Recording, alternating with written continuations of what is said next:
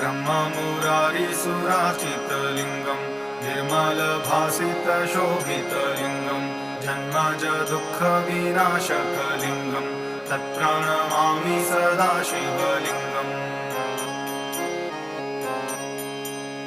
देवमुनिप्रवराजितलिङ्गं कामदहं करुणाकरलिङ्गं रावणदर्पविनाशनलिङ्गं तत्प्रणमामि सदा शिवलिङ्गम् सर्वसुगन्धिसुलेपितलिङ्गं बुद्धिविवर्धनकारणलिङ्गं सिद्धसुरासुरवन्दितलिङ्गं तत्प्रणमामि सदा शिवलिङ्गम्